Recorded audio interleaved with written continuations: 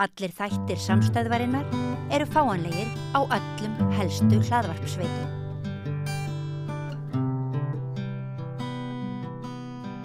Já, við ætlum að njóta þess að áramótin eru nýliðin og þá getum við svona fyrir áramótin þá horfum við tilbaka og reynum að meta hvernig árið var og kannski áramótin svona hver staðan á samfélaginu er og eins og þáttur þess. Og svo þegar nýja árið er byrjað, 2024, þá fyrir við velta fyrir okkur framtíðinni, hvers konar ár verður þetta og við ætlum að bara vera hérna með efnahaginn, Ásgeir Brynjar Torfason, sérfræðingur í fjármálum. Og ritstjóri vísbendingar. Og ritstjóri vísbendingar. Ég held að verði betra en 23. Ég nú svona að upplægi bjartsýnn svona þegar nýtt að byrja. Já, og þá eru að tala efnahaginn. Já, sko, allavega vonum það. Ef við byrjum á bara í heiminum, það byrjaði nú illa á mörkuðunum, sko. Það eru hlutabréfaverð. Já, og skuldabréf og svona. Hvað máli skiptir það fyrir mig, sko, sem á hvorki hlutabréfinu og skuldabréf? Ég menna, er mér ekki anskota sama hvort að braskarnir sé að tapa eða græða í kaupunni? Jú. Hefur það einhver efnaðsleg áhrif á raunhagkerfið? Já, sko, það er annars vegar lífeyrissjóðurinn þinn, hvernig hann er ávaxtast og þú ættir að hafa smá ágjör af því þegar það er svona verðbólga, sko. En til lengri tíma, að því að ég er náttúrulega orðinn gamall maður, en segjum að ég væri það ekki, að þá er lífeyrissjóðurinn að fjárfesta til 50 ára fyrir mig. Já. Og svona in the long run að þá er það líklega raunhagkerfið sem að mun skila ávöxtuninni og hvort að braskarnir í kaupetinni spenni þetta upp eða hvort að Ásgeir í nafniðin í Seðlabankanum lækka vexti þannig að hlutabréfin skjótast upp eins og raketta og hrynja svo niður og þá in the long run þá skiptir þetta mig einhver máli eða? Já, ekki ef það er nógu langt hlaup, sko, og Keynes sagði líka til langstíma þá verðum við líka öll dáin á endanum, sko, þannig að það skiptir samt einhverju máli, sko, en það hefur nú líka bara svona áhrif á stöðun í efnahaginum, hvernig þetta spila saman, markaðinir og það var svona. Já, það er mjög mikil óvissa þar út af líka bara stríðsástandinu í heiminum og þessu auknu þó að einhver hlutabréf fari upp út af því að þá snýst þetta líka fjármögnun ríkissjóðana og ávöxtunarkröfun og skuldabréfin þar, sko. Þannig að þetta eru svona maður þarf að horfa á þess að mæla, sko. Þú veist, maður þarf að fylgjast með hitastíginu og ölduhæðinni þó maður hafi mestan áhuga á vindinum ef maður er að sigla á seglbát, sko. Maður getur ekki sleppt hinu, sko. En síðan er það nú bara, jákvæðnin mín í heimshagkerfisljósinu svo að við verðum að vera komin út úr verðbólgu krísunni. Við verðum ekki að sigla inn í verðbólgu og samdrátt í Evrópu eins og maður hefði getað velt fyrir sig fyrir árið síðan. Já, og það hefði getað farið mjög illa, sko. Svona stagflation og þú veist, ef þetta hefði farið ekki að koma niður þar. Þannig að það eru svona hinn góðu merki efnahagslega. Efnahagsbati í Bandaríkjunum? Já, og sko það er, Evrópa er náttúrulega á sumum sviðum, sko, í hægagangi, en það er samt, þú veist, það gengur ágætlega víða og þú veist, það er ekki í mínus og þú veist, það er kannski ekki heldur neitt að sækjast eftir að vera með 8% hagvöxt eða 5% hagvöxt, sko. Ég meina, Kína var með það þegar það var að flytja 500 eða 1000 miljón manns úr sveitum í borg og var að byggja eitt stykki 5 miljónar borg á viku og þú veist, þá færðu hagvöxt eða í Bandaríkjunum, þeir fengu meiri hagvöxt líka því þeir fóru að flytja aftur heim, verksmiðjur og framleiðslu og þú veist að við fengum hagvöxt að því að við bara vorum með túristaból og fluttum inn fólk og vinnuafl fólk og en svona, þú veist, það hærri tala er ekki betri, alveg eins og ávöxtunin, það er ekki gott að hún sé endla 20-30% á lífeyrissjóðina því að það er eitthvað sem er bara bóla á kemur niður, en þú vilt hafa hana samt ekki í mínus, þú veist, í verðbólgu að hún haldi ekki við það og þú vilt hafa sko hagvöxtin ekki í mínus því þá þarf að fara að skera niður en það eru æfleiri sérstaklega ungir hagfræðingar farnir að bara lýsa yfir þessi degrowth sinnar eins og margir hætta að borða kjöt og fara bara að borða vegana að það opinberlega bara fara að berjast gegn hagvöxtinum og vextinum við þurfum að draga úr neyslu. Hann hluti vandans en hann svo bólga í líkamannum. Já og það er svo hættulegt að keyra á einni tölu, hvort sem það markaðin að þessi, þú voru að skoða eins og við hér, hagvöxturinn per mann ekkert búin að vera að fara upp. Hann búin að vera flattur allavega svona síðustu 2-3 árin. Já, og ef að einhverjir hafa... Ástæðan náttúrulega svo að hagvöxturinn kerður áfram af ferðaþjónustunni sem þannig atvinnugrein að hún eykur ekki framleiðni á mann því að þar eru láglauna fólk að vinna láglaunastörf og það eykur ekki framleiðni per mann í samfélaginu. Nei, og vöxturinn sem kemur af því, þá þarf að horfa á hvernig hann skiptist, hvað hann lendir. En áður við förum heim, fyrir árið síðan, þá hefðum við líklega verið að ræða afleiðingarnar af Úkraínustríðinu sem hafa verið til þess að eins og þú varst að nefna að Vesturlönd fara að flytja framleiðsluna heim, bæði út af öryggissjónarmiðum, eins og núna mikið átakið í að ná inn framleiðslu á tölvuflögum eða hvað þetta heitir allt saman. Sem að þykir ekki lengur vera snjallt að hafa í fjarlægum löndum orkubreytingar í Evrópu þar sem að gasi frá Rússlandi ekki koma inn að það væri bakslag ef maður má nota það orð í alþjóðavæðingunni en menn ekki að ræða það lengur. Nei sko bakslag neikvæð þetta orð, ég myndi segja það að verða heilmikil umbreyting eða þróun í alþjóðavæðingunni og sko sumir vilja kalla það sem einhverja pólun eða skautun en ég meina það má líka bara horfa á það sem einhvers konar óumflýjanlega eðla, ég veit ekki hvað voru maður að segja þú veist þróun, ég meina bara þú veist það er eitthvað bílafyrirtæki í Kína sem við vitum ekki hvað heitir, einhverju 3 bókstæðir sem voru stærri en Tesla sko. Fyrir nokkrum árum vissum við ekkert hvað Tesla var sko. og þú veist, stóru gömlu bílafyrirtæki lendinu sögðu það svo flókið að skipta yfir í rafmagnsbíl, við ætlum bara að halda áfram að framleiða díselbíla og gera sparnirnar. Þú veist, þannig að þetta er bara eitthvað svona þróun. Batteríin í Tesla voru framleidd í Kína, þú veist, og nú bara Evrópusambandið að styrkja batteríverksmiðju í Norður Svíþjóð og Svíar líka og það verið að finna upp nýjar tegundur af batteríum og svo eru Kínverjar farnir að fjárfesta í Norður Finnlandi og Svíþjóð líka til að fara að gera batterí. Þú veist og stærðin á Kína orðin það mikil núna að fjölgunin að fara að draga saman, þeir eru orðin og stór markar til að vera bara að þurfa að hugsa sig og ekki að vera að flytja út til hinna, þannig að þess vegna líka þarf að flytja hlutaframleiðslunni batteríunum til Evrópu eða Bandaríkjanna og hérna. Þannig að það er bara svona einhvers konar þróun eða umjöfnun á hérna. Ég get alveg sagt bakslag í alþjóðavæðingunni. Áður en að það kom að þá var hugmyndin sú að þetta bara framleiða allar vörur þar sem að vera ódýrast hvað sem er í heiminum og það veri alltaf markaðurinn réði því raunverulega. En nú eru komin önnur sjónarmið, það eru öryggissjónarmið. Það er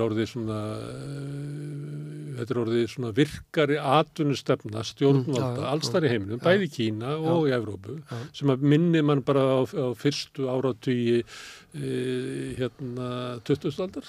Já, og á ýmsanátt erum við að lifa það er fleiri við sem eru að tala um hvernig nýfrjálshyggja árin gengu á innviðina. Það er náttúrulega Bandaríkjamenn geta varla að tala um það því að það er svo illa farnir innviðinni þar að það er varla hægt að tala um það þar að því það er svo sorgleg staða.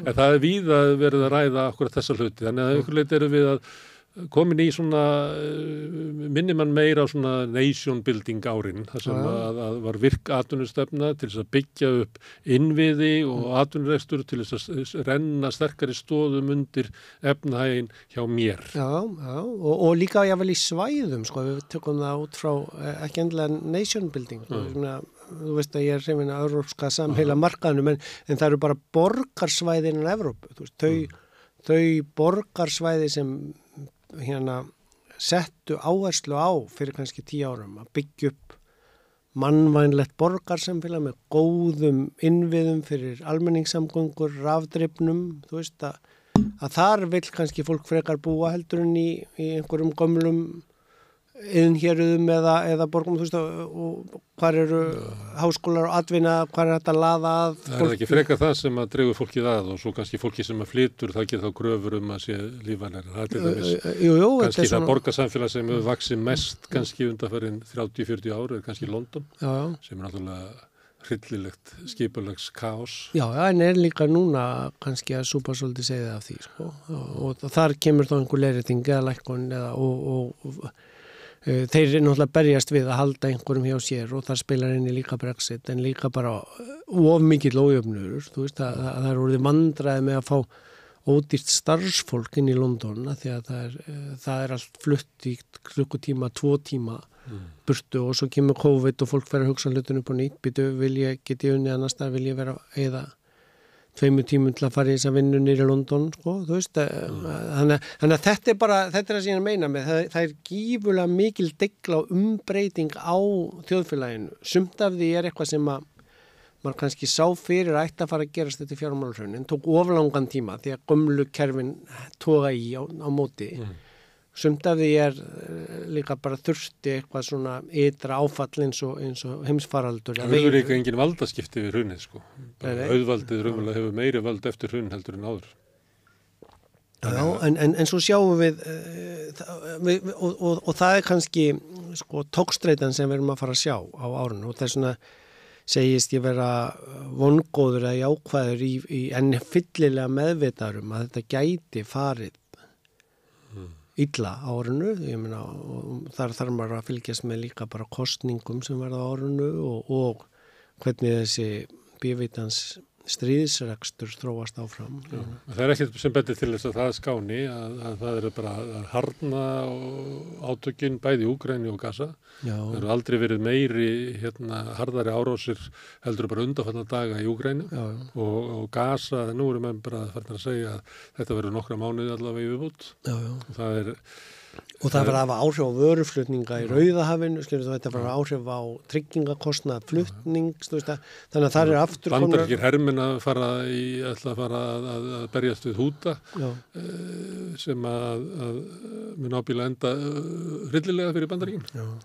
Eins og öll stríð þeirra við hvort sem var í Afganistan eða Vietnam eða það sem er leggja út í svona ævintýri. Þannig að það er ekki tilefni til bjartsýni þar í friðar.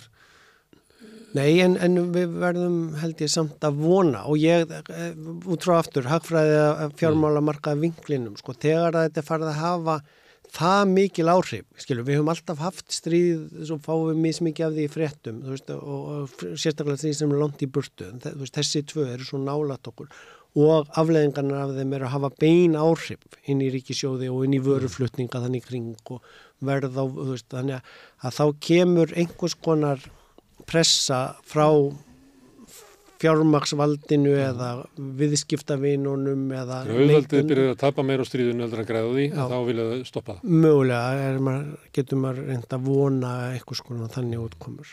Úkraína getur verið öðruvísi, það getur verið þannig að þegar að stjórnvöld í Bandaríkjunum og Evrópu líta svo á að kostnaðurinn við það að styðja Úkraínu sé orðið á mikill og það pólitísku kostnaður gagnvart sínum kjósendum að segja peningarnir sem ég hefði getað notað hér til þessu uppbyggingu á heilbrigðiskerfi og innviðum, ég ætla að senda þá til Úkraínu og þegar það gengur ekki lengur þá bara hætta Bandaríkin og mögulega Evrópa. Evrópa er alltaf í svo fáránlegri stöðu að ef Bandaríkin draga sér hendunar á Guð bara hjálpa Evrópu hvað þeir ætla að gera því að þeir eru algjörlega háðir Bandaríkjunum, búin að gera sig algjörlega háð Bandaríkjunum, eru bara eiginlega leppríki Bandaríkjana. Þannig að þetta er líka svona efnaðslegar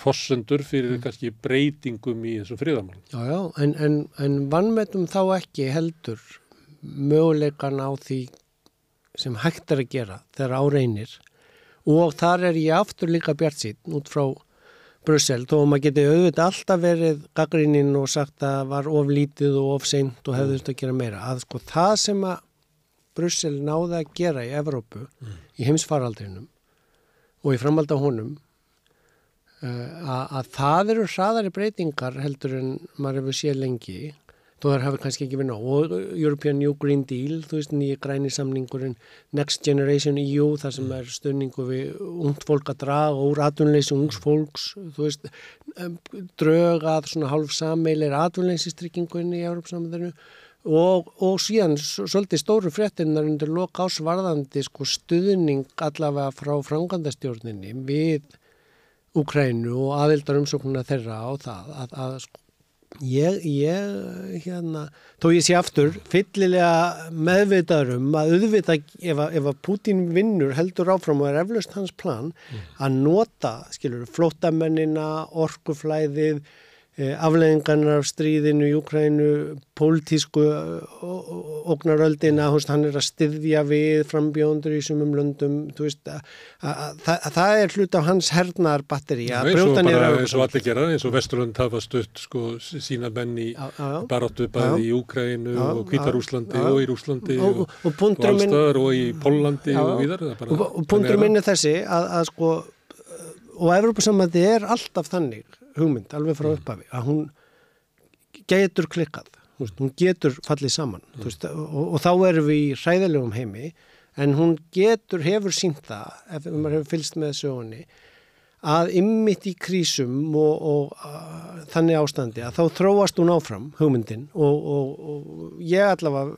vona að hún verði sterkari og það verði þá einhvers konar leið fram á veginn í uppbyggingarfasi í Evrópu til þess. Eins og bara í Þýskalandi eftir fall Berlínarmúrsins. Já, það eftir að koma í ljós þegar náttúrulega Orbán hleypti þessari aðildarumsókn í gegn, en ekki peningunum. Þannig nú er ykkur hugmyndur að Evrópusambandið verði að lána Úkraínu sem náttúrulega brandari.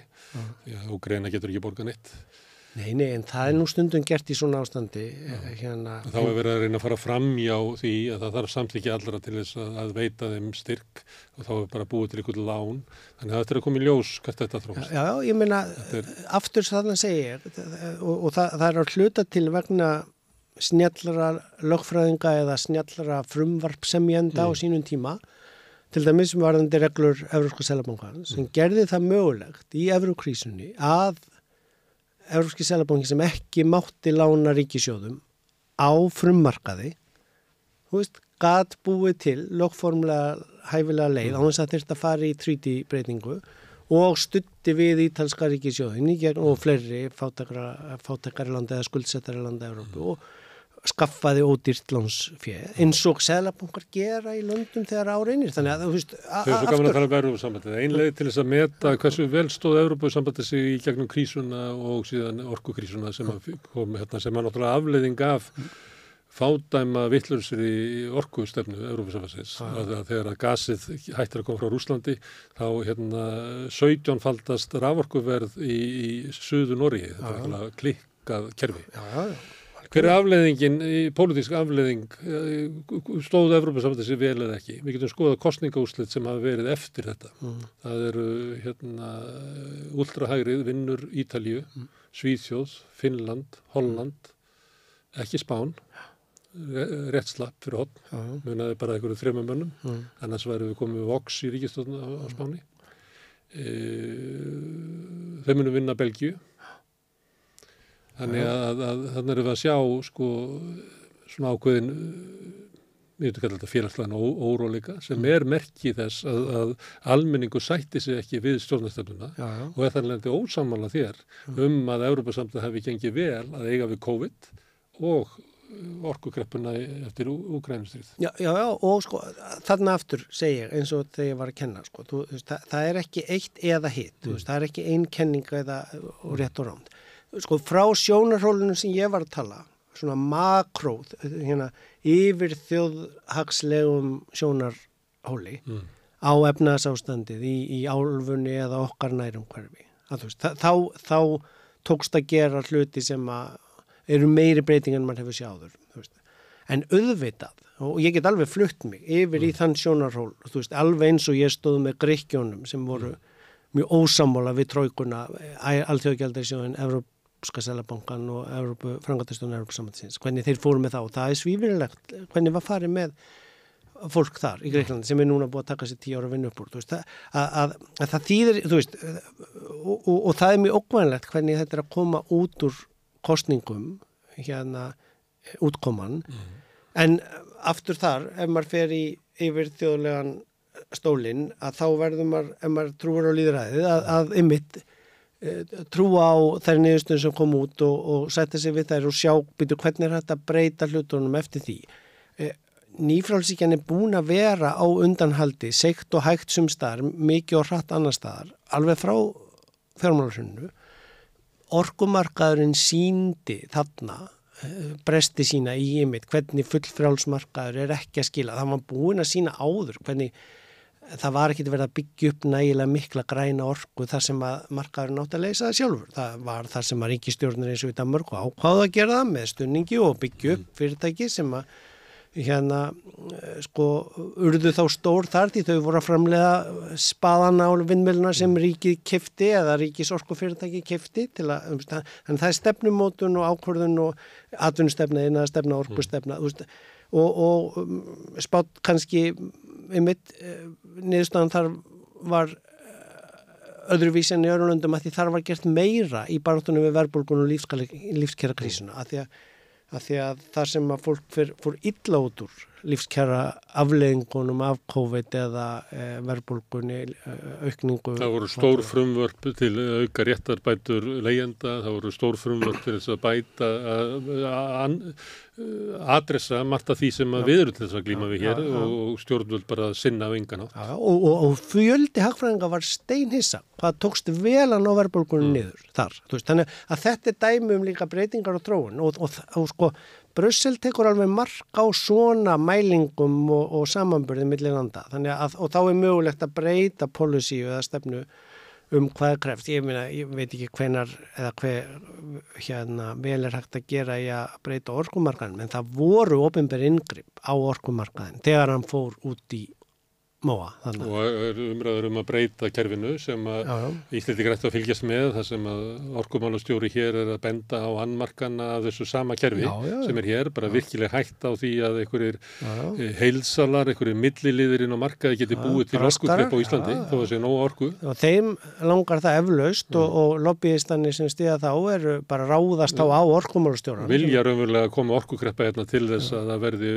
fleiri virkjanir og þá er ekki bara verið að horfa á virkjanir Landsvirkjunar, heldur við fyrst og næst verið að horfa á það að einkafyrirtæki geti verið með vindmyllugarða eða smávirkjanir, þar sem að kerfið er skuldbundið að sækja þessa orku og setja hana inn í kerfið. Það er mikill þrýstingur á því að svona gong-hó fara í orkuframleiðslu, það sé næsta stóra fjárfestingatækifæri einkafyrirtækja og þess vegna er litið framhjá varúðar orðum, til dæmis orkumálastjóra og fleiri, sem að benda á að það er ákveðin hætta að í kerfinu getur verið búin til heimatilbúin orkukreppa og þá er ekki verið að tala um það að vanti orku. Heldur er það innbyggt inn í ágalla þessa kerfis að markasvæða dreifingu á svona grunn innviðum eins og orku sem við fengum í arf frá Evrópusambandinu. Já, og sko sjáum síðan einmitt, sko bæði hvað er verið að gera þar í þróuninni núna eftir þetta og sjáum hvað normenn til dæmis gera. Ég meina, þeir gætu ákveðið, það fer eftir líka kosningum með þeim og stjórnum, en ég meina, þeir gætu ákveðið að sko selja minna inn á Evrópukerfið til að hafa meira í Noregi, þú veist, og fara að stýra orkukostnaðinum þar meira, þú veist, bara eins og þegar Bandaríkin bætin ákveður að styðja úr ríkissjóði að byggja upp flögur í Bandaríkjunum, örflögur, þú veist, það er fullt af breytingum og þróunum, það sem enn fara gegn ofurtrúna á markanum sem er búið að vera líða eins og við höfum rætt hér oft áður, þú veist, en þetta þarf að gera eftir lýðræðislegum, lokformulegum leiðum og alþjóðasamningum og þess að það. Mistókst við þinginu á Íslandi að setja þessar varnaðargirðingu í kringum orku öryggi almennings. Er ekki frumvarpið ennþá? Það átti að afgreita fyrir jól en það tókst ekki. Vegna þess að þetta þótti vera inngrip inn í inn í frjálsa markað, af því að það eru menn sem bara eru hvata menn að því að innleiða svona þetta brask kerfi sem að Evrópa ákvaða að hafa sína orku. Já, og þú veist, sem var kannski ekki slæm hugmynd á sínum tíma þegar það var sett upp, þegar var hvert land með sitt orkukerfi ótengt, alveg eins og að það væri ekkit gott að Mjólkárvirkjun væri ótengd landsnetinu eða... Orkukerfi á Íslandi var bara í ágætislagi. Já. Og það var ekki skánað við þetta. Nei. Það var versnað við þetta. Já, og enda, ef við værum inn í Evrópusambandinu, værum við eflaust á undanþágu, af því að við værum einangraða markaður við Norður-Heimskautsbaug og allt hvað hérna. Vandinn í Noregi til dæmis að þeir geta ekkert ákveðið að hætta að selja orkuna í Suður-Noregi og bara flytja hana til Norður-Noregs þar sem hana vantar til að hita upp húsin í kuldanum. Af því á töpin, það er svo langt frá, þú veist, Oslo til Norður-Noregs að það er jafn langt eins og frá Oslo til Rómar. Þú veist, þannig að það er bara orku eðlisfræðin sem er annað vandamál. Það verður búið að byggja upp nógu öflug batteri og samtengt batterikerfið eða, þú veist, teknín... Ástandið í orkukreppunni, þannig að orkuverði í Tromsø, ef það var tíkall, þá í Suður-Noregi var það 450 krónur.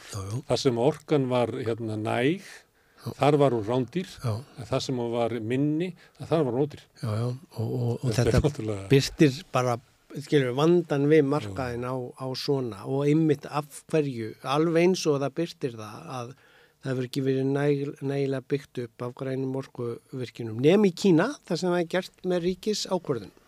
Að loka kolaverum og byggja grænver og þú veist, sem dæmi, þú veist, það þarf, alveg eins og bara þegar við byggðum upp orkukerfi hér, það þarf atvinnustefnu, iðnaðarstefnu, orkustefnu. Við þurftum til að byggja, gleymum því ekki, að til að byggja upp orkukerfi okkar líka og tengja landið í hring, þá þurftum við eitt stykki álver, fyrsta álverið og við þurftum erlenda fjárfestingu. En það þýðir ekki að við þurfum eitt álverið hvert fjörð, skilur, eða þetta er, ein lausn er ekki lausnin og öllu en... Svo stefna sem var á 7. áratugnum sem var eflaust snjöll að byggja upp Landsvirkjun í kringum álverið í Straumsvík. Það á ekki það sama við að uppbyggingu á raforkuframleiðslu hitaveitu Reykjavíkur til þess að setja í eitt álver í Hvalfirði. Ég held að sé erfiðar að finna þjóðhagslegu röki fyrir því og enn síður Kárahnjúkavirkjun og álverið á Reyðarfirði. Já, og þarna reynir á góða embættismenn, góða lagaumgjörð og eftirlit og alls kyns þess áttar líka. Þarna má ekki heldur skyndigróðin ráða því að við töppum af öllum hitanum sem er hægt að ná út úr jarðvarma orkuverum í henglinum og svo verði hann eftir, þegar, ég veit ekki árin, þú erum að tala við jarðfræðing og það, 40 ár allt í einu bara ekkert heitt vatn í Vesturbælaugina, þú veist, eða og hætta framlega rafmagn því við boruðum of mikið, við tókum of mikið og hratt út, þú veist, þetta er... Svo var í kuldakastunni fyrra, þá varu verið að skammta vatn í sundlaugar og loka sundlaugum og ef það kemur kuldakast núna, þá mun það sama vera upp á. Og þetta er hinn stóri breyti heimur og kannski ef við höldum áfram með stóru myndina, það eru loftslagsmálin og umbreytingarnar af þeim sem í raun og veru ætti að vera megin fókusin og að vera að valda mestu umbyltingunni, en svo koma þessar ytri truflanir, heimsfaraldurinn, lífskærakrísan, verðbólgu skotið sem er þó alls staðar annars staðar en hér á landi að fara niður og viðbrögð við líka því, þú veist, kostnaðurinn er gífurlega mikill af þessum veðrabrigðum sem er að verða, af tjóninu af þessu, af dýrari aðföngum öllu mögulegu við þessa öfgar sem eru komnar fram. Þannig má ég blanda saman tvennu sem við erum að ræða. Annars er svona nation building sem er skýr atvinnustefna og uppbygging innviða til þess að renna stoðum undir öflugra atvinnulíf og samfélag til þess að það sé betra að búa þar og að samfélagi standi og atvinnulífið standi samkeppni við önnur svæði í heiminum.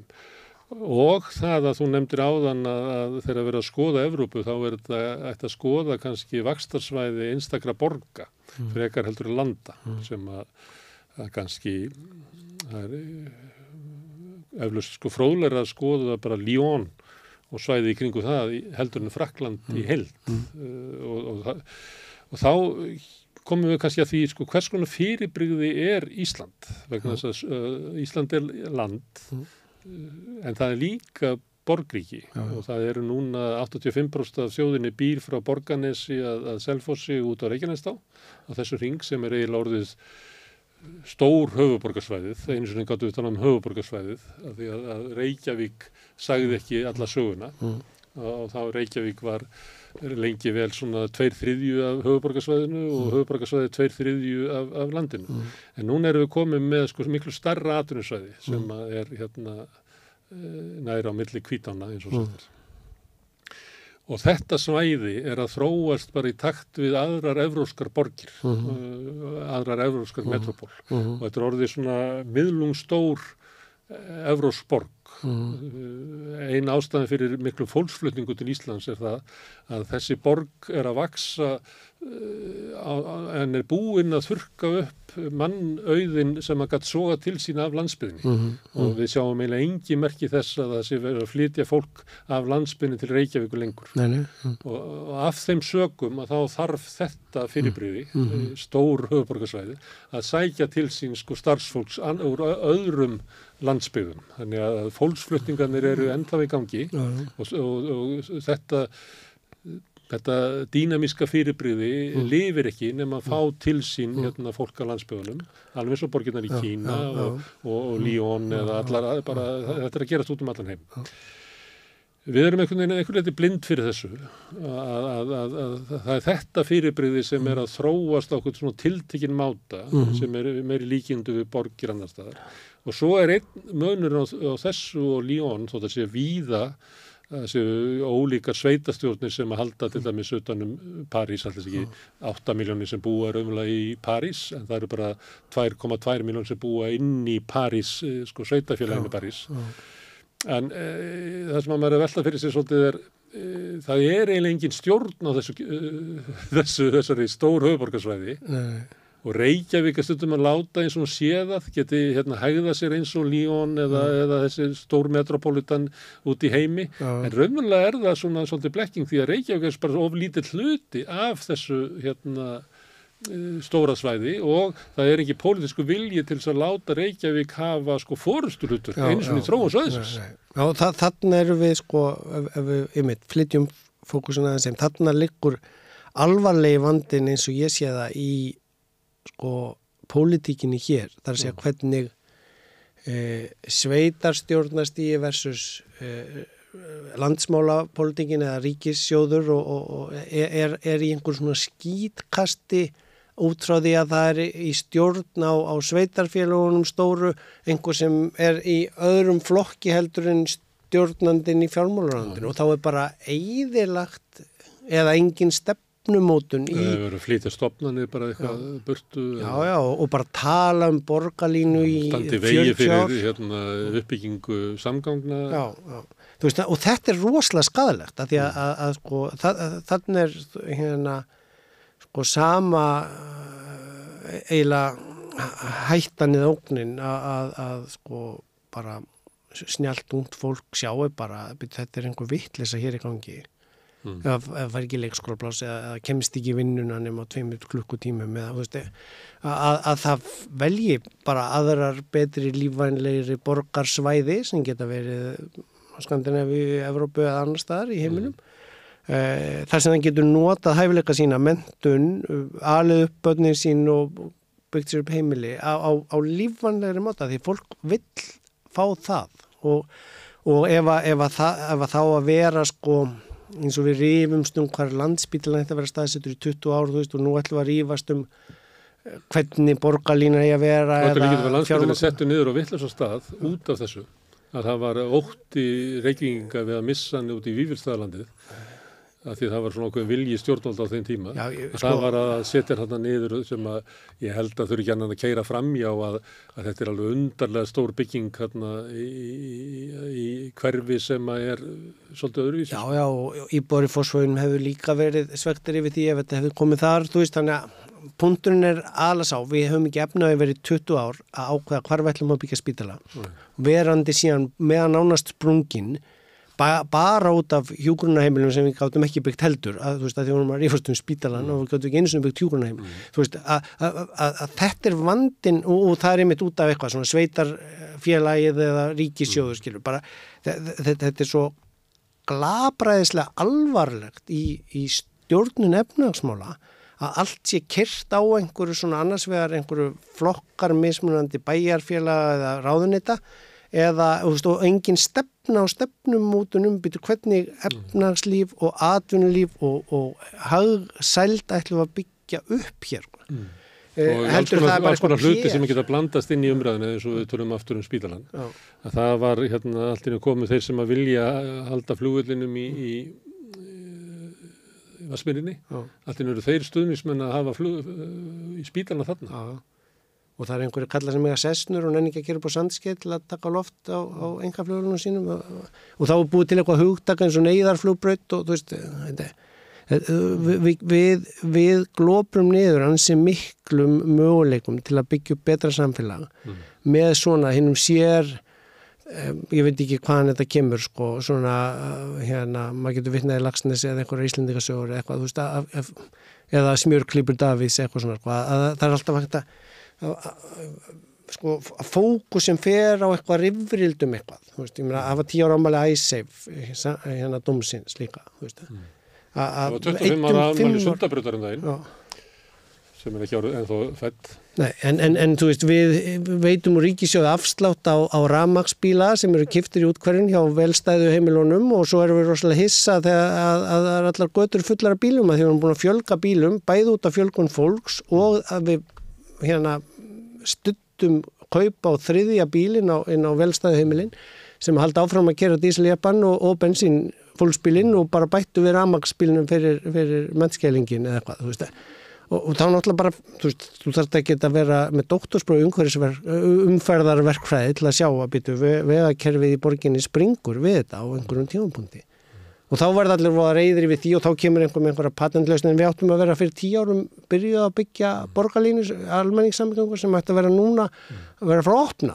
Sem er ekki hægt að ganga frá vegna þess að það er að búa til samkomulag milli 5 mjög ólíkra meirihluta hér í borginni, pluss einhverja nokkur ráðuneyti og út úr þessu kemur einhver hálfgerður óskapnaður sem er búið að henda inn Keldnalandinu sem einhver svona brask á að spenna upp lóðaverðu í Reykjavík til þess að sé hægt að búa til borgarlínu og allt er þetta komið út í einhverja svona tóma vitleysu og ekkert kemur út úr þessu.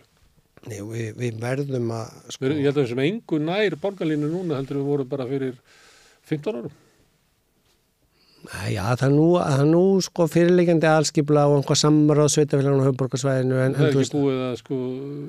er ekki búið að taka eitt skóflufall. Nei og fráfarandi fjármálaráður slóðu þetta eiginlega á borðinu. Já, það er hægt að eyðileggja þetta með bæði fjármögnunarhliðinni eða með einhver sveitarfélagin ákveða að verða einkabílasveitarfélag eða eitthvað. Ef Orbán kemst til valda í Garðabæ, sem hann er kannski við völd, ég veit ekki, þá er þetta að stoppa þetta. Þetta er svona dæmi að það er eiginlega ekki svona, það vantar eiginlega stjórnsýslu eininguna til þess að halda utan stór höfuðborgarsvæðið. Já, og það vantar sko, finnst mér þennan efnahagspólitíska skilning á því að hluta til hvernig heimurinn hefur breyst síðustu 10, 15, 20 ár. Nýfrjálshyggjan er ekki megin kennisetningin í stjórn efnahagsmálum allan heim lengur. Hún hefur sýnt fram á ýmsa vanda eins og við höfum margoft rætt hér og ég ætla ekki að vera rifja upp eða vísi að því við erum að horfa fram á einn heldur. Við sjáum bara með því að horfa til útlanda. Það er verið að taka stór skref í atvinnuuppbyggingu, iðnaðaruppbyggingu, orku, stefnuuppbyggingu, þú veist, menntastefnu, hvernig vinnuafl viljum við mennta, hvernig samfélag viljum við byggja upp, þú veist, umhverfislega séð, borgarfræðilega séð, þú veist, og við erum bara í einhver svona PR-lobby og einlínu kreddum já, það megi nú ekki vera með afskipta þessu eða það þurfi nú að láta markaðinn stýra ráða þessu og þá já, getur maður haft ágjör á hvernig við heldumst allt aftur úr áfram eins og maður getur haft ágjör á hvernig við erum að verða í sérflokki í heiminum eða við halda verðbólgunni hærri og lengur en önnur lönd að því að við trúum á, eins og ég sagði í pressuþættinum og heimildinni, einn kall sem heit Milton Friedman sem bjó til eina kenningu og eins og sko, hún sé bara einhvað náttúrulögmál. Þegar raungögnin frá öðrum löndum eru búin að sýna fram á annað. Þú talar eins og að nýfrjálshyggjan sé dáin og eiginlega allir viti það. Áslaug Arna Sigurbjörnsdóttir sem háskóla og nýsköpunar og eitthvað ráðherra vonast yngri sjálfstæðismanna í forystuflokksins. Hún skrifaði grein í Mogganbræði í morgun og hún byrjar: góðan dag, ég frá stjórnvöldum og ég komin til að hjálpa. Það vakti mikla athygli á sínu tíma þegar Ronald Reagan, þá forseti Bandaríkjanna, sagði þetta væri ekki endilega þau orð sem kjósendur þyrftu að heyra. Þetta vísar hún bara til upphafs nýfrjálshyggjunnar, svona sigur fyrir hennar og akkurat til kjarna sem algjörlega þvert á það sem við erum að segja núna, að sveiflan sé farin yfir í að vera meira svona atvinnu stefna stjórnvalda, uppbygging innviða sem meira í ættina bara New Deal úr miðri stjórn. Og hún heldur svona áfram og svona lokin eru á forsendum einfaldara lífs, frelsis og samkenni hefur okkur tekist að leysa ýmis mál. Við höfum að einblína á að leysa kraft á læðingi og búa til umhverfi þar sem fólk hefur jöfn tækifæri og val. Það að setja sér markmið að einfalda regluverk frekar en að flækja það og treysta fólki til eigin ákvarðana og athafna í lífi og starfi ágætis áramótaheit. Þetta er náttúrulega bara, þetta er ósnert nýfrjálshyggja, 45 ára gömul. Hún ennþá lífið þarna. Já. Og ég held að margir í sjálfstæðisflokknum líta á þetta sem svona hugmyndalega endur. Já, og ég meina, þá þurfa fjölmiðlar eins og þinn hér og aðrir í umræðinni að teikna upp, ef að við höldum áfram á þessari braut eins og höfum verið, að þá það bara teikna upp hvernig Suðurlandi verður uppbyggt af einhverjum kvíum fyrir út og einhver fjöll flutt út við skipum og einhver hverfi fyrir vinnu. Og þá bara þetta sjá fyrir sér nýfrjálshyggju Suðurlandið, þar sem að einkaaðilar fá svona miðbæinn og brúna. Já, PPP, meðan að út í heimi verða að tala um að PPP, svona Public-Private Partnership, úrheld hugmyndafræði, hún sé stórhættulega. Þá ætlum við að fara að byggja brú á hringveginu, samkvæmt þeirri hugmyndafræði. Bara því að út af einhverju tækniatriði í vegaáætlun og fjármagn. Við erum að Willum Þór að einkavæða heilbrigðiskerfið á fullspýti. Og þá verður samfélagið þannig að þeir sem að geta keypt sér aukatryggingu fá hnjáðagerð í næstu viku og hinnir sem að hafa ekki efna á að kaupa sér tryggingu bíða við listanum hjá ríkissjúkrahúsinu og fá það eftir 1,5 ár. Nýfrjálshyggjan þótt að þú talir eins og að sé svona breyting í heiminum og menn sé átta sig á skaðsemi hennar, meðal annars, man ekki hvað, ég held að Sigur Ingi kalli þetta samvinnuverkefni enga framkvæmdir sem að almanna þjónusta eða almanna innviðir eru gefnir enga aðilum til þess að þeir geti blóðmjólkað á. Eða verið að færa skattlagninguna frá ríkisvaldinu til enga fyrirtækja. Það getur bara verið að taka bara kött af öllu sem ætla að keyra hverri ferð yfir Ölfusárbrú. Svo talar að menn sem átt að sjá þessu út í heimi að þetta sé glabræðisbraut sem bara líka hættulegt út af umhverfissjónarmiðum. Þetta er leiðin sem hefur skapað gríðaleg umhverfisvandamál. Þetta er að brjóta niður samfélögin, er ekki að skila neinum bættum hag nema hinum allra ríkustu. Þetta er bara ríkjandi hugmyndastefna á Íslandi. Þú veist, Áslaug Arna, hún skrifaði þetta kynróðalaust. Hún var ekki grenjandi og hlátri þegar hún skrifaði þetta hvað almenningur verið vitlaus. Hún heldur hún sé að bara hitta beint í menn. Já, þau eru að stefna á áherslu á STEM-greinar, ég var nú bara að lesa viðtal við Nóbelsverðlaunahafann í hagfræði, Claudia Goldin, þar sem hún var að vara við áhersluna á STEM, starffræði, tækni, verkfræði og þessar tæknigreinar. Áslaug Arna að deila út peningum til háskólana eftir sinni hugmyndafræði. Þannig hún ætlar að stjórna því og það er gert í nafni markaðarins. Þannig hún komin eins og sko í austur-þýska menntastefnunin. Hún að ákveða í hvaða námsgreinar fólk á að fara. Og út í heimi verið að tala Nóbelsverðlaunahafinn í hagfræði og fjöldi annar, ég meina lykil fyrirlesarinn á rannsóknarstefnu Listaháskólans í fyrra sem ég var á. Varið ykkur á STEM, það sem þarf að leggja áherslu núna í heimi gervigreindarinnar hugvísindi, siðfræði, þær námsgreinar sem efla sköpunarkraft og samkennd og lífsskir. Og þetta verið að tala út í heimi. Það var verið að tala STEM þar fyrir 20 árum, sko, af því þá vantaði mannafla með næga tækniþekkingu. Þetta bara stundum svolítið eins og ég minnst áður, eins og skipin séu 20 ára að komast til landsins með nýjustu tímaritin. Það má greina að komið misrætt til landsins. Að sömuleyti svona upptakturinn á kjarasamningunum sem við erum að fara inn í. Að þá má sjá þessi skil.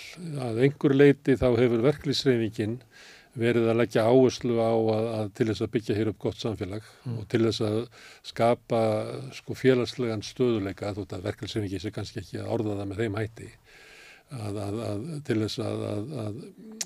þess að skapa eitthvað frið í stéttabaráttunni tíma, að þá sé ekki nóg að hækka launin, heldur verði að efla grunnkerfi sem að nýfrjálskan hefur verið eyðileggja. Það með einkavæðingu húsnæðislána og bara húsnæðisstefnunar sem braskvæðing hennar sem hefur leitt til þess að æ færri hafa efni á að kaupa og húsnæðiskostnaður almennings hefur þrefaldast, eitthvað slíkt, bara stórkostleg samfélagslegt skemmdaverk sem hefur verið og hefur líklega það veigamesta atriði sem hefur dregið niður lífskjör á Íslandi. Það er niðurbrot húsnæðisstefnunar. Síðan tilflutningur á milli kynslóða, barnabætur sem að kemur í ljós að hversu veika þar eru hér, að það eru einstæði foreldrar sem eru alltaf mest ábyrrandi ásamt leigjendum og öryrkjum þegar verið að meta fátækt. Vaxtabætunar og húsnæðisbætunar sem hluti af húsnæðiskerfinu sem við erum áðan og verið að benda á svona grunnatrið. Við getum ekki, fólk með lægri meðaltekjur og þar fyrir neðan getur ekki lifað í samfélagi nema þessu öflugt velferðarkerfi. Þetta er búið stefna verkalýðshreyfingarinnar og þetta verið orða með ýmsum hætti. Einhvern tíma var það nóg til og fleira var þannig á COVID-tímum og annað. Nú virðist vera eins og samtök atvinnulífsins séu að einhver leyti til í að ræða málin út frá þessu forsendum, meðal annars húsnæðismálin. Að það gangi ekki til lengdar, að húsnæðiskerfi sé svo ömurlegt, að fólk komi alltaf með hærri og hærri launakröfur til fyrirtækjana, vegna þess að sko húsnæðiskerfið er ónýtt og þar vaða upp í braskarar og okrarar og sjúga blóðið úr almenningi. Þannig við verðum að gera eitthvað þar. Þannig að það er allavega ljóst að þau eru búin að opna fyrir það, sem að í tíð Halldórs Benjamíns var óhugsandi, þar sem að eru braskarar og hókrarnir verða að hafa frelsi því að það mun alltaf skila okkur besta samfélaginu og bestu lífsskilum. Þannig að það er eins og SA sé til í að ræða þetta. En ég sé engin merki þess ennþá að þetta ná inn í pólitísku forystu auðvaldsins eins og í Sjálfstæðisflokknum, Miðflokknum, Framsóknarflokknum. Ég sé engin merki þess. Nei, sko... Það er svo ASÍ hefur fattað að nýfrjálshyggjan er dauð, SA grunar það, en hinn lifa bara þeirri trú að hún sé á góðu lífi og skrifum það greinar í blöðum. Já, þetta er vandinn með að uppfæra stýrikerfi, sko, og kannski vandinn við að hafi reddast svo vel frá hruni og þú veist að útlendingar borguðu fyrir okkur helling af því og svona. Nú er engin útlendingur að fara að borga fyrir okkur kostnaðina COVID, sko. Og annað sem þarf að gera sko. og hins vegar er kannski atvinnulífs hagsmunaaðilarnir búin að sjá svolítið út úr COVID og umhverfis stuðningnum sem þeir eru búin að ná að fá úr ríkissjóði sko, að þarna við þurfum við bara að fá líka stuðning frá hinu opinbera til að ná kjarasamningum sem munu ekki búa til hennar spíral hækkana upp. Já, en það er bara klassískt. Það er bara klassískt svona 20. aldar fyrirbrigði. að verkalýðshreyfingin kemur til fyrirtækjaeigandana og segir við viljum fá hærri laun og eða ókeypis heilbrigðisþjónustu. Þannig að við tökum það bara af, þannig að þú þarft ekki að borga með pening til þess að ég kaupi heilbrigðisþjónustu, við gerum það í gegnum skattin og þú borgar aðeins meiri skatt heldur ég að því ég mun lægri tekjur. Þetta er bara 20. aldar triks. Og kannski erum við að fara inn í þannig sátt með þessa kjarasamninga. En þá verður að mega opna umræðun á að við þurfum að hækka einhverja skattheimtu því ríkissjóður er ennþá í mínus frá COVID og með ríkissjóð í mínusrekstri ennþá núna eftir hagvaxtartíman sem er búin að vera að þá er nú ekki auðvelt að sækja mikið meira af útgjöldum þaðan til að leysa það að loka einhverju gapi í kjarasamningsviðræðum. Eftir að fjármagna skattalækkanina sem hafa verið með hingað til. Það liggur þessi sama talan sem að Bjarni Benediktsson lækkaði skatta og verður hallinn á þessu ári. Og þetta er, þarna aftur segir, reynir á góða fjölmiðla og betra talna læsi að þessi gögn liggi fyrir en það sé ekki endalaust verið að rífast út frá PR eitthvað gögnin. Þið voru að tala hérna í áramótaþættinum ábyrgðarleysið í fréttatilkynningum úr jável fjármálaráðuneytinu sem ég hef nú minnst á hérna nokkru sinnum. Fyrir árið síðan sem að betri á þetta. Að kjarabætur þegar ekki verið tekið tillit til hækkun húsnæðiskostnaðar. Ég meina, meiri sé SA hlýtur að vera búin að sjá rugli í þessu þetta gangi ekki. Því að hitt síðan held ég sem að það var nú viðtal í morgunvaktinni á Rásett við ríkissáttasemjarann ég meina og þessi yfirlýsing sem kom rétt fyrir áramót er mikilvægt, það er annar tónnana að því að ég held að mögulega við í samningunum, stuttusamningunum fyrir árið eða einu hálfu hvernig sem það var þá var tónnin svo skakkur því þá var talað eins og úr efnahagsstjórnunar arminum eins og að þessi verkalýðshreyfing væri bara einhverjir vitleysingar og væri bara að fara aftur í eitthvað víxlverkun launa og verðlag sem myndi éta upp kjarabæturnar meðan að þar var fólk að verja bara óbreytt kjör nánast og hækkun á lífsnauðsynum. Mögulega eru einhverjir búin að ná að sjá það út úr tölunum núna að þetta kalli á svona samhæft átak. Þetta var heildarþemað í vísbendingu, áramótavísbendingunni, með 14 greinar sem meira og minna allar fjölluðu þetta atriði á vinnumarkaðnum, 2 húsnæðismál og velferðar hlutan í kjarasamningunum þannig að þarna er allavega samhljómur og mér heyrðist ekki breytingar, ef við förum ár aftur í tíman að þá var Halldór Benjamín, Ásgeir Jónsson og Bjarni Benediktsson voru bara með þann áróður að verkalýðshreyfingin væri bara nú þyrftum við að leggja hana í stéttastríðinu og gera hana veikari því að með veikari verkalýðshreyfingu myndum við eignast betra samfélag.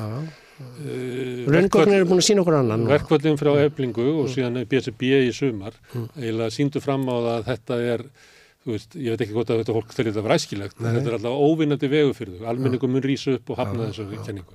Nú er komin eitthvað svona mildari ásjóma og þá segja menn, allir eiga stefna á þjóðarsátt. Þú veist að þegar sitja margir við borðið og eitthvað segir þjóðarsátt, að þá einn hugsa það, ég þarf þá ekki að hækka laun, ég kemst upp með að bara lækka lítil laun af því að almenningur ætlar að éta verðbólguna með kjaraskerðingu eins og við gerði í þjóðarsáttinni fyrir 30 árum. Annar hugsar, við erum þá að fara í stórfellt átak í húsnæðisuppbyggingu og þriðji hugsar og til þess að ná því öllum þessum millivænslukerfum og uppbyggingu í húsnæðiskerfinu og virkar í atvinnu og samfélagsuppbyggingu stjórnvalda, þá verðum við náttúrulega að sætta okkur við það að ef við viljum fá velferðaríki sem er líkt á Norðurlöndunum, þá verðum við að hafa skatta sem er líkir á Norðurlöndunum, þannig að við verðum að fara að skattleggja þá sem að standa sig betur í samfélaginu. Sá sem að hugsa þetta fyrst, að ég kemst fara upp með að lækka launin miklu lægra, hann er ekki til í það sem að hinn heyrði. Nei. Þetta er að koma í ljós, hvort að fólk sé að tala sömu þjóðarsáttum. En ég ætla að leyfa mér að vera vongóður, ég segi ekki bjartsýnir, vongóður í upphafi árs, út frá þessum tóni og út frá því hvernig síðasta ár kom út og út frá því, ég hef stundum kallað þetta dýrasta námskeið sem að stjórnendur efnahagsmála hafa farið í gegnum í heiminum. Það er að segja það sem að ég vona að yfirstjórn Seðlabankans og yfirstjórn fjármálaráðuneytisins ég hef búin að læra af síðasta ári, nýliðnu ári og bara með því að skoða alþjóðlega samanburð sko. Þú veist, að þá verður mönnum að vera orðið ljóst að stýrikerfið með Milton Friedman Windows 95 ekki að virka til að ná verðbólgunni niður eða kjarasamningsumræður ala Gvendur Jaki eru ekki lausnin á lífskjarakrísunni sem hér ennþá í gangi hjá 30-40%. Gamla kostingaraður hún og dreifin ekki heldur. Ég lefi mér að efast stórlega það. Herðu, það eru tvö atriði hérna því að við vorum að tala það að það væri ennþá verið að reka ríkissjóð með miklum halla og það bara staðreynd og þrátt fyrir að hafi verið mikil hagvöxtur og síðasta ára mikil verðbólga þá var ríkissjóður ekki með halla. Þeir reyndu nú að kynna eitthvað sem að hét, ég man ekki hvort það var frumjöfnuður, jákvæður frumjöfnuður. Jákvæður verðbættur frumjöfnuður til þess að sýna fram á því verða ná árangri. En eftir sem áður ríkissjóður ekki með halla. Hvað er það alvarlegt mál?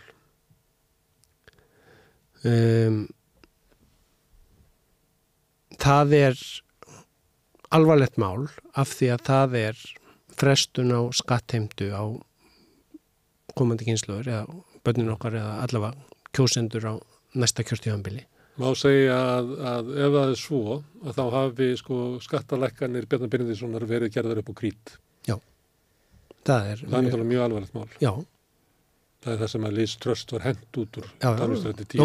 Og markaðinir í Bretlandi, þeim blöskraði. Það var þjóðarátak, eða þjóðarsáttu með hendin út.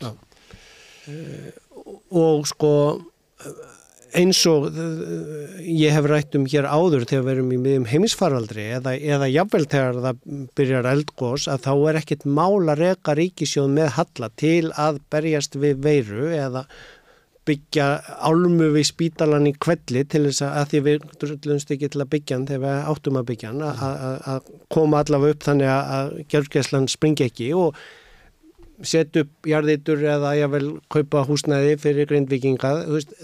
Þarna er ekkert mál að vera með hallarekstur. Þetta er eins og að þú ert með yfirdrátt, sem bara þegar uppbótavelin fer eða vetrardekk á bílinn og þú varst ekki búin að safna fyrir því að þá trekur á yfirdráttinn til að klessukir ekki bílinn í hálku eða safna upp uppvaskinu. En þú verður samt að vera með heimilisbókhald þannig að þú sért ekki að bæta í yfirdráttinn alltaf á hverju ári og alltaf að keyra þig á krít eða draga úr tekjunum út á hækkaðan yfirdrátt. Þar liggur vandinn og þessi hugmyndafræðilegi úreldi hugsunaháttur Truss Laffer-kurvuna og eitthvað svona. Hún er ríkjandi á Íslandi. Já, ríkissjóður er rekin út frá þessari hugmyndafræði. Já, og þarna er vandinn líka vissuleiti að því ég var nú með umfjöllunum í tengslu vinnumarkaðin í vísbendingu líka menntakerfið. Annars vegar menntun bara símenntun og ævimenntun og menntun fólks á öllum stigum skólakerfisins eða sem hefur hætt í grunnskóla eða hætt eftir menntaskóla. Það er gífulega mikil þörf þar núna út frá umbreyttum heimi og gervigreind og þróun starfa og allt það. Og síðan er hitt og það var opnu viðtalið í blaðinu var við professor frá Viðskiptaháskólanum í Madrid að nákvæmlega fjallum hvernig sjálfbærnin hugmyndafræði sjálfbærnin að umbreyta öllu viðskipta, hagfræði, kennslu í heiminum en ef að þessir 4 skólar hér sem að kenna viðskipt og hagfræði eru ennþá að kenna þessar gömlu kenningar nýfrjálsíkjunar eða einfaldan kenningagrunn með einni kenningu Friedman sem peningamagn og þá eða stjórnmálafólkið að fara með 45 ára gamlar kostingaræður rúna drenga. Þá fáum við útkomu sem stefnir í kúpur norðursins á nýjan hátt, þar að segja nýfrjálsíkju eyju, þar sem Suðurlandi verður undirlagt af fiskikerum og vinnuaflsbúðum og fjöllum á færiböndum niður í skip. Já. í tjöldum, það var dæmi það að gámum fólk sem að var að vinna í ferðaþjónustunni á Suðurlandi bjó bara í tjöldum. Já. Þú veist, ef við ætlum ekki að taka okkur á pólitískt, efnahagspólitískt og taka umræðu hvernig samfélag við viljum byggja upp. Ef við ætlum bara að segja markaðurinn á ráðusu, við erum bara rosa glöð með hafvöxtinni, við erum að ferða þjónustu land. Og við erum að leggja niður Samkeppnisstofnun og minnka allt skatteftirlit og svoleiðis, já. Sem þessi greinennar Áslaugur Örnu er raunverulega það verður bara hætta öllu eftirliti með auðvaldinu. Almannavaldi verður bara að fara vegna þess að auðvaldi allra sjá þetta. Þá er hægt að setja hnúðulax í hvert fjörð og þá er hægt eða flytja þá upp á land og fylla undirlendið af þurrkuðum skítur loksum og planta lúpínu í þá akra eða eitthvað. Þú veist, það verður bara að tala hvert stefnan er að fara. Já, út frá því sem er hægt að lesa út úr verkum þeirra. Já. Því að stundum í áramótarávarpum að þá talaðum eitthvað allt annað. Já. Herðu, það er annað mál sem að því ég var nú að skrifa þarna inn á samstöðuna bara gengisbreytingar frá því að þessi ríkisstjórn tók við 30. nóvember 2017. Þá gengi krónuna fallið svona 25% að meðaltali. Misjætt eftir gjaldmiðlum, 58% kallað svissneska frankanum, 32% minni mig hvert dollar, 25 hvert evru eða hvað það var 25 hvert pundinu og 23 hvert evru. Þú varst að byrja að tala markaðina og ég var svolítið að svona spyrja hvort það var þetta að nota raunverulega sem eitthvað mat á þrótti efnahagslífsins. Gengi krónunar er þetta að leggja mat á hversu góð efnahagsstjórnin er út frá genginu. Því að á þessu tímabili frá 2017 þá hefur náttúrulega ótrúlega hagsæld í útgerðinni, matvælaverður rækkað, í stóriðjunni, það sem að hrávara hefur hækkað mikið og ál sérstaklega, allt sem að þarf mikla orku til þess að búa til og fyrir utan það að minni alþjóðaviðskipti eins og voru líka að tala hefur líka spenntit upp. Frá 2017 hefur túristum fjölgað gríðarlega sem að koma hérna inn bara með gjaldeyri vilt og galið en samt fellur krónan. Hver er að fella krónuna? Það er engar ytri aðstæður, ég geti haldið áfram, það er engar ytri aðstæður sem að benda til þess að krónan þetta gefa eftir.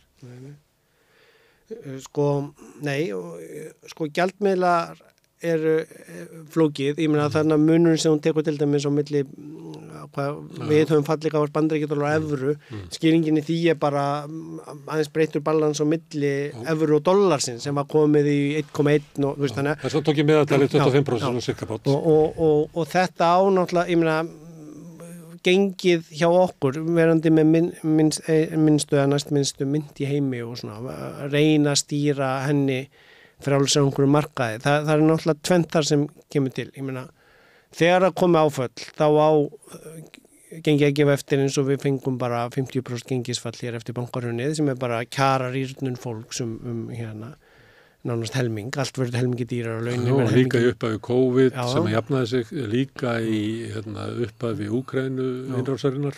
Það sem hafa svona óvissa að þá gefum við eftir að þau verðum með veikari gjaldmiðil en við þannig krónu ekki lækkað á síðasta ári og ef þú tækir kannski lengra tímabil svo 10 ár að þá eru náttúrulega miklu minni sveiflur krónan er ekki að gefa jaft og þétt eftir eins og var fyrir ferðamannasprengjuna. Við erum ekki á því tímabili. Þannig að það sé eitthvað náttúrulega mál að hún gefi eftir. Þess vegna vil ég spyrja það. Ef að það er 25% fall sem er náttúrulega gríðaleg kjaraskerðing fyrir almenning og gríðaleg styrking fyrir útgerðina, stóriðjuna, ferðaþjónustu fyrirtækin, þetta er gríðalegur flutningur og verðmættu frá almenningi til örfára fyrirtækja. Er þetta stefna, má sjá þarna einhverja stefnu stjórnvalda? Því að það er Seðlabankinn og fjármálaráðuneytið ættu náttúrulega að vera að horfa á þetta, því að þetta er náttúrulega óeðlilegt að við séum að breyta forsendunum í samfélaginu þannig að við séum með ígildi 25% tilflutnings. Nei, og ég get ekkert annað en bara giskað á það, en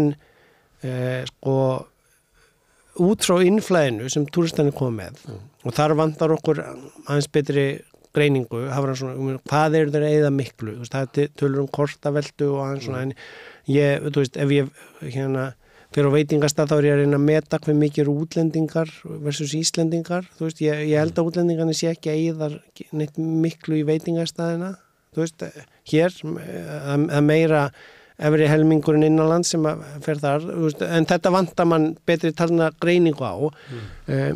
Hitt síðan heila tvend, svo geta verið einhver svona sértæk tilfelli eins og Keresi-salan á hérna. Það er að styrkja krónuna. Já, og síðan hvað gera menn sem að fá þann penning, fer hann aftur úr landi, hvað eru lífeyrissjóðir að gera með fjárfestingar erlendis. Þetta eru nokkri svona barómetrar eða parametrar sem... Það eru fleiri dæmi ef við færum yfir þetta. Það sem ætti að þýða styrkingu. Til þess þegar við seljum innviðin okkar til Frakklands eða Brasilíu eða Ísrael eða eins og við erum búin að vera að gera bara inn í ríku búin að selja þetta á fullu. Það ætti frekar að styrkja krónuna. En þarna þarf, ef ég væri fenginn til að fara yfir þetta, þá myndi maður vilja skoða líka bara lekan, skatt, ég meina hver mikið af ferðaþjónustunni er að leka fram hjá kerfinu, og er að fara úr hver mikið af því er ennþá svört starfsemi þar að segja og eða peningarnir einhvern veginn að leka fram hjá. Þetta ætti að vera stóra þjóðhags varúðar eða þjóðhagsútreiknings dæmið að greina þegar að ferðaþjónustan er búin að fara úr því að vera þriðja atvinnugreinin okkar í að vera langstærsta. Bara alveg eins og við þurftum að fara í gegnum þegar við byrjum með að auka fiskútflutning og það var þessi hækkun í hafi og allir sem áttu, eins og var sýnt í verðstöðinni, áttu einhverja reikning í útlöndum voru að taka hluta þar. Þetta er bara forsendan til að geta rekið gott velsældarhagkerfi, að þú látir ekki einhvern veginn allt puðrast framhjá með veikum kerfum eða gloppóttum kerfum eða þess vegna segi ég aftur að sem með vísun í orkumálastjónu að þetta er gífurlega krafa á sterka embættismenn og sterkt kerfi, embættiskerfi bara og opinbera stjórnsýslu og aðila og svo náttúrulega, já, þarf að vera þá stefnumótun í því að hvernig ætlum við að stýra þessu og meta þetta til að finna út hver er ástæðan og hver er staðan, hvernig ætlum við að vilja síðan að skattleggja, það eru notuð, það var sett á hér í þjóðhagsvarúðartækjunum varðandi til að forðast innflæði á peningum sem var að koma hér skyndilega í að sækja sér háa vexti sem getur flætt út, að þá voru sett ekki skattur beint en innlána skilda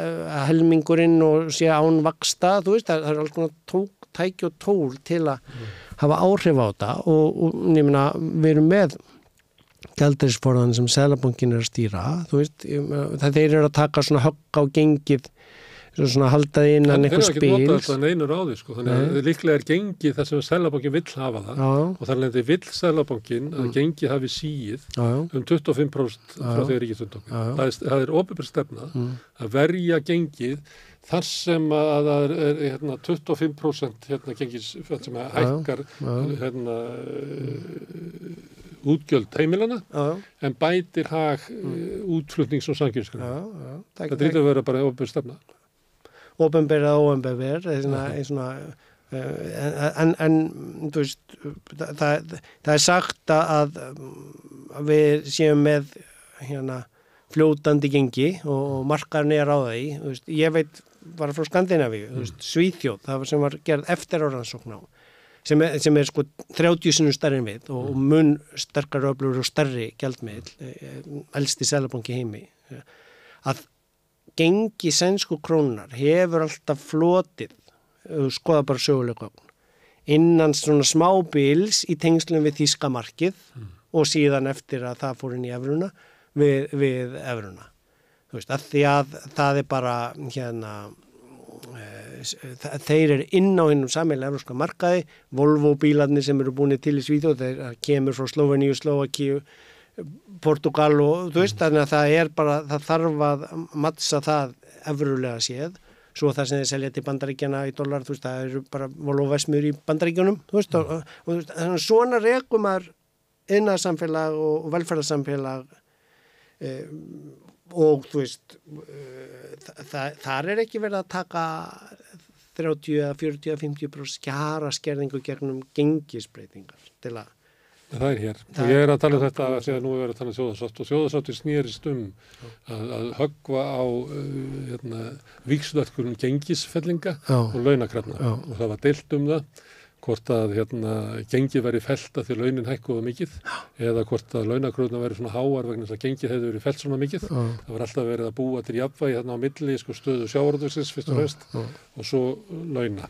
Og þá var þjóðarsáttur snýrist það að almenningur át eina gengisfellingu sem kjaraskerðingu og það kom ládeyðu kafli í 4 og 5 ára á eftir sem var mjög dökkur tími í sögu þjóðarinnar var stöðnuna tími í upphafsárum Davíðsárana. Það var þess vegna er ég að því að vera að tala um þjóðarsátt þá er ég að bjóða upp á umræðum gengismál sem að því miður hefur alltaf lítið því að ég held þetta séu þetta er náttúrulega meiri tilflutningur á peningum í kringum þetta gengið heldur en til dæmis sem að var í gennum COVID aðgerðirnar. Og það verður að tala um hverjum þetta hagnast og hver er ástæðan og forðast það að einblína og einfalda trú að markaðurinn sé guð, af því að við vitum með íslenska markaði frá því fyrir hrun og í tengslum við það, þetta geta verið mjög grunnir markaðir, þú þarft ekki neitt stóran sjóð utan úr heimi að sem getur jável verið einhver til að hafa áhrif á svona, þannig að þess vegna vara ég við þessari svona kreddu trú á að ég er ekki að boða að innleiða að hér verði aftur einhver pólitísk stýring á gengi en ef maður viðurkennir marga þjóðir eins og Svisslendingar og Kínverjar hafa bara byggt upp sín samfélag á fastgengistefnu. Það er ekki svo langt síðan að Sviss hætti og Kína er varla hætt. Og það mun vera hluti af þeirra úrvinnslu núna á fasteignabólunni þar og sem er hort mjög mikið á. Og Sviss gerði þetta vegna bankakerfisvanda og Seðlabankinn sjokkaraði og það fóru nokkrir vonasjóður á hausinn við það, þú veist það, því þeir höfðu stólað á að svissneska franki myndi alltaf vera undir þessu þaki sem þeir færiðu síðan, þannig, og svona getur þú gert einstaka sinnum, þetta er sama eins og með Danirnir með sína peggun, tengingu, dönsku krónunar og verfuna, þeir geta klift á hana, þeir geta bara einu sinni gert það, þú veist, þá hætta markaðurinn að trúa því. En þessu er stýrt með einhverja hætta eins og kannski sást líka hlutabréfamarkaði fyrir áramót þegar allt í einu íslensk hlutabréf fóru að jafna sig eftir þá voru menn bara að laga stöðuna í árslok. Bara augljós merki þess að það er ekkert að marka í íslensku kaupillina. Nei, og við höfum svo sem séð breytingar og gengi sögulega tengslu við ársfjórðungsuppgjör bankarna fyrir hrun, þannig að mér finnst allavega eðlilegt að þetta sé talað og töluna séu greindar og heldur en bara að halda upp einhverjum front eins og hér búum við í nýfrjálshyggju heiminum og við séum bara fremst í heimi að stýra efnahagsmálum eftir því. Dagsgengi krónunar lítur að vera rétta staða hennar alltaf. Það er ekki endilega gefið. Nei, það er þeir sem geta skipt í aðra miðla. Við notum þetta rauðaborð oft til þess að ræða hluti sem ekki ræddir annars staðar, þó að við séum kannski ekki með svörin fyrir byrja á því að tala, orður til alls vist. Alltaf gaman að fá þau Ásgeir Brynjar til þess að hjálpa okkur við það að reyna að skilja efnahaginn. Þetta er flókin heimur allavega fyrir ámyndan. Ásgeir Brynjar Torfason, ritstjóri Vísbendingar.